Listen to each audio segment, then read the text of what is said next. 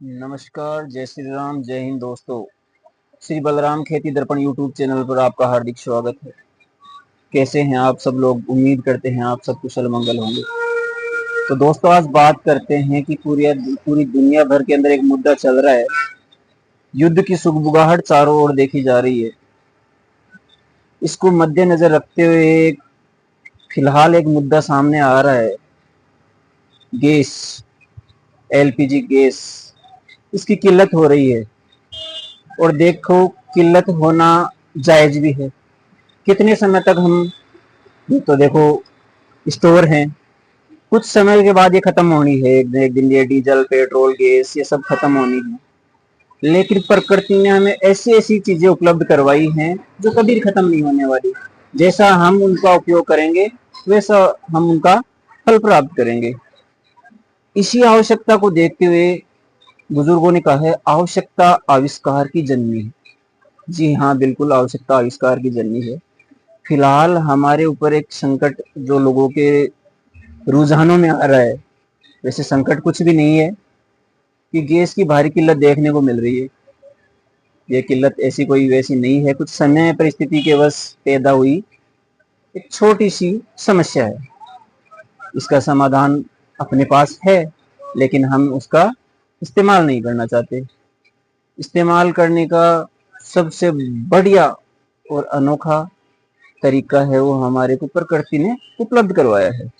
जी हाँ, आपने सही सुना, गोबर गैस या बायोगैस जिसे हम कह सकते हैं, प्रकृति ने हमें खूब उपलब्ध करवाई है। बस आवश्यकता है तो हमें इसे प्राप्त करने के लिए कुछ जतन करने पड़ेंगे। कुछ निश्चित समय के लिए थोड़ा सा इन्वेस्टमेंट और आपकी जिंदगी भर की कमाई। इसके अनेक लाभ हैं। जैसे जैसे मान लो हमने गोबर गैस संयंत्र लगाया लगाया तो उसमें हमें क्या फायदा होगा? एक तो हमें प्राकृतिक गैस उपलब्ध होगी जिसके कोई साइड इफेक्ट नहीं है। अपने को जो खाना मिलेगा पका हुआ, वो बिल्कुल प्रकृति प्रदत्त एकदम शुद्ध मिलेगा। दूसरी बात, अभी एलपीजी, सीएनजी ये गैसें हैं, इनका सुनने में आता है दिन की आज वहां पे सिलेंडर ब्लास्ट हो गया, वहां पे गैस लीकेज हो गई, इतने लोग जल गए, इतने लोग खत्म हो गए। इसमें ऐसा कुछ नहीं रहने वाला। सबसे बड़ी बात यह है कि भाई, जीवन है तो सब कुछ है, तो इसमें जीवन को कोई खतरा नहीं है। दूसरी बात, हमें जो गोबर का खाद मिलेगा, सड़ने के बाद वो बिल्कुल पौष्टिक हो जाएगा। न तो वो जमीन को नुकसान करेगा। जमीन के अंदर जैसे कच्चा खाद डालते हैं तो उससे क्या होता है कि दीमक, गोजालट और काफी कीट फसल को नुकसान पहुंचाते हैं।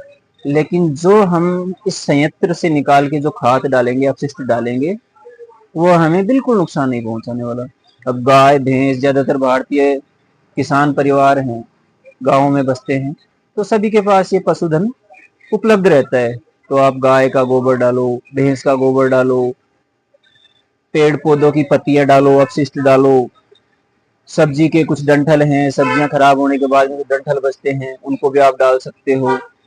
और समय के अनुसार अपने को ये सारी चीजें उपलब्ध होती रहती हैं।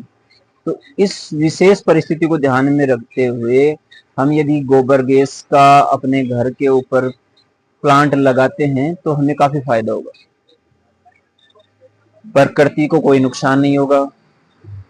हमें भविष्य में इन चीजों के लिए लड़ाई नहीं लड़नी पड़ेगी कि आज किल्लत आ गई, फला फला देश ने, फला फला देश के जो गैस के स्टॉक हैं, यूनिट हैं, उन पे हमला कर दिया, वो नष्ट हो गए तो उनकी आपूर्ति नहीं हो पा रही। इस प्राकृतिक गैस वाले सिस्टम के अंदर हमें ऐसी किसी भी असुविधा का सामना नहीं करना पड़ेगा। ना हमें ये देखना पड़ेगा, कभी कभी होता है कि भाई घर पे मेहमान आ गए और कुछ बनाना है, चाय बनाना है, खाना बनाना है, सिलेंडर खत्म हो गया तो कोई दूसरा ऑप्शन नहीं है। इसमें ऐसा कुछ नहीं है। यदि आपने कुछ दिन इसमें कुछ डाला भी नहीं, जो पहले का भी डला हुआ रखा है, गोबर वगैरह जो भी, उससे भी थोड़ी थोड़ी गैस तो अपने पास इतनी रहती है कि भाई ना चाहते हुए अपना काम आसानी से हो जाता है। तो मैं सभी नागरिकों से यही अनुरोध करूंगा कि भविष्य की आवश्यकता को देखते हुए हमें इस कदम पर चलना ही पड़ेगा।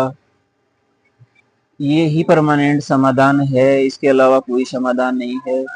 इससे हमारी सृष्टि का जो समय एक तरीके से देखा जाए तो प्रदूषण फ्री सारा काम रहेगा। धन्यवाद। जय हिंद, जय श्री राम दोस्तों।